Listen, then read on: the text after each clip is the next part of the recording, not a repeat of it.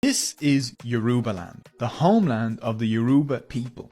With a population of about 46 million, the Yoruba are one of the largest ethnic groups in Africa, and one of the three major ethnic groups in modern day Nigeria, along with the Hausa and the Igbo. The Yoruba built one of the largest empires in West Africa, crafted some of humanity's finest art, and looked damn good doing it. Their artists are famous worldwide, and no other African culture has affected the Americas and the Caribbean as much as the Yoruba, who left a mark through people, dance, food, and the religions of Santeria and Candomblé. So, who are the Yoruba? What is their history? And what does it have to do with a universe-creating chicken? Well, let's find out. Geography. Yorubaland is a cultural region that stretches across southwestern Nigeria, Benin and Togo. Most Yoruba live in Nigeria, where they make up 21% of the population. The largest cities in Yorubaland are Ilorin with 1 million people, Ibadan with 3.8 million, and Lagos, or Eko in the Yoruba language, with 15 million people. That's 3 times more people than live in my entire country. Yorubaland is a diverse landscape, with dense tropical forests and mangroves in the south, and northwards you'll find a rugged highland region where you can see these cool Inselbergs like Olosunta. And the north also has a Guinea savanna region. Yorubaland is home to the Mona monkey, the African forest elephant, leopards, the adorable Senegalese bush baby, and parrots, which have played a sacred role in Yoruba history. Language. There are many different Yoruba groups with their own unique cultures, but they are united by the Ede Yoruba, the Yoruba language, spoken by 47 million people. Yoruba is a tonal language, like Chinese, where the tone you use influences the meaning of the word. The tonal aspect of Yoruba means that it can be mimicked easily. For example, there is actually a form of whistled Yoruba used to communicate over long distances. This means people who have arrived for me, greetings at work. The Yoruba talking drum also speaks by mimicking the tonal and rhythmic features of Yoruba words. For millennia, the Yoruba passed on their history orally, and so the talking drum acted as one way to pass history from one generation to the next. Islam arrived in Yorubaland in the 14th century from Mali, Africa's great centre of Islamic learning, and brought with it Ajami, a form of Arabic script, which was the first script the Yoruba language was ever written in. In the 19th century, Christian missionaries introduced the Latin alphabet which Yoruba is now written in. Yoruba is just one name for Yoruba speakers. They also call themselves Omo Ile Kara Ojire, literally meaning the children of the land where we greet good morning, did you wake up well? There is a stereotype in Nigeria that it takes Yoruba 10 minutes to say hello. Yoruba are big on greetings, kind questions and showing respect. If one Yoruba walks by another Yoruba and they don't greet each other, you can safely assume there is some drama happening. There are many greeting styles depending on the person, time, weather and event.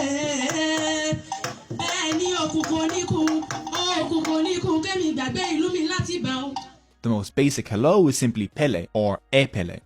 If it's rainy, you can greet with ku ojo.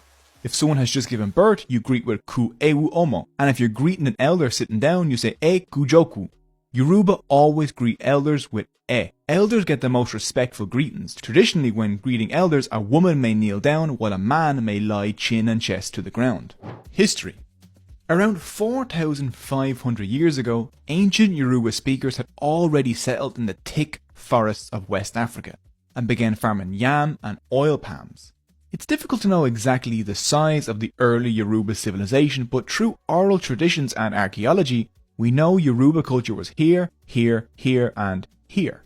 So it's safe to say it was pretty big. The Yoruba preserve their history orally and have multiple creation stories. One version says, in the beginning there was nothing but water and the sky above. The supreme god Olodumare sent down Obutala to create the earth.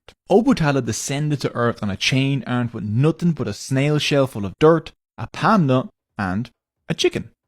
He dropped the first piece of dirt where the city of Ife is now located. Ife means the source of the spreading. And with a lot of pecking, the cosmic chicken spread the earth to create all of the continents. Soon the palm nut sprouted, and that was the beginning of life on earth. In another version, during the creation, Obutala did well at first. He even started forming little clay figurines that became the first humans.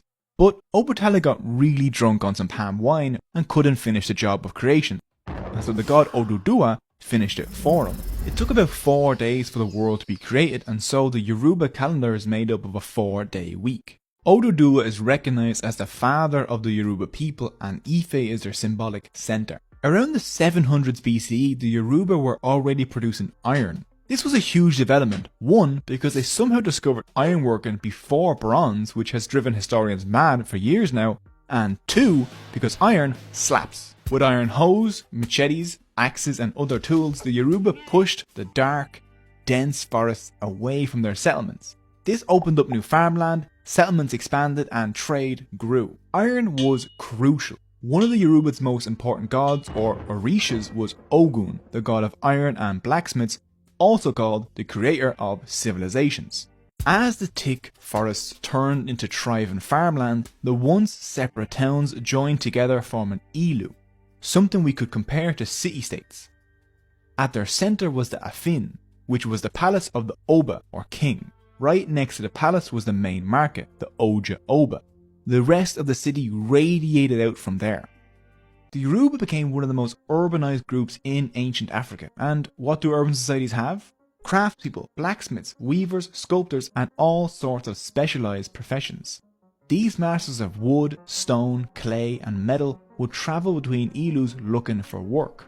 The market was central to Yoruba life and was well organized with guilds and unions where both men and women could participate, but where women had a special place in trade, having at least one elected Iyaloja, or mother of the market, who represented the traders in the Oba's palace. The Yoruba traded widely on the Trans-Sahara and West African trade routes. The most traded resources were yams, salt, iron, herbs, leather, palm oil, palm wine, raffia products, textiles, and the cola nut. That's the nut that was used to make the original Coca-Cola, along with cocaine. Most Yoruba cities had multiple shrines and beautifully maintained gardens, and were surrounded with massive mud walls. One settlement called Sungbo's Eridu, built by Queen Belixu Sungbo around 1000 CE, had a 160-kilometer wall and ditch defense system. This required moving about 3.5 million cubic meters of earth, 1 million more than the pyramids, and formed a ring covering an area of about 2,000 square kilometers. That's 50% larger than modern London. This was one of the largest building projects in history. It was hidden by hundreds of years of rainforest growth, but is now joining other great African engineering marvels such as the pyramids, Timbuktu's mosques, and Great Zimbabwe. All these settlements were having a pretty chill and relaxed time, but then in the 10th century, Oduduwa came.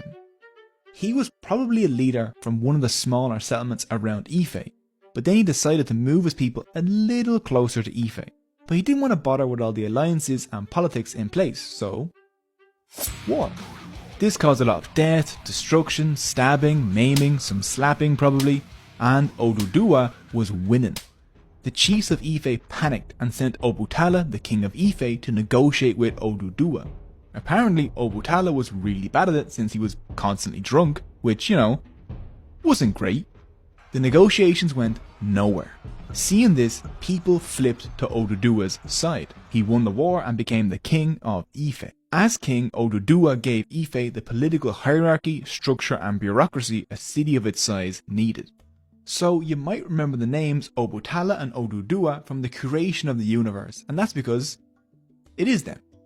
In the Yoruba religion, important living people were deified and became Orishas.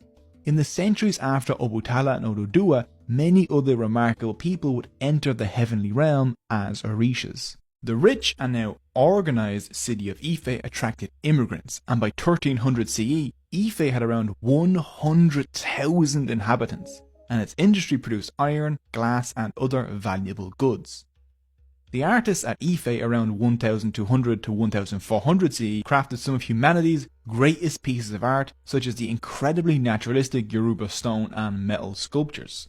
Oduduwa was a really smart guy and decided that instead of waiting to see his heirs fight each other to the death Game of Thrones style, he gave each of them a beautiful beaded crown and sent them away to found kingdoms of their own. One such prince was Oduduwa's grandson, Oranmiyan. Between the late 12th and early 13th centuries, Oranmiyan travelled to the far northwest borderlands of the Yoruba area. According to oral tradition, a chief of the Bariba people gave Oranmiyan a snake and told him to follow it. That snake had a great eye for real estate because it led Oranmiyan to a perfect location where he founded the city of Oyo.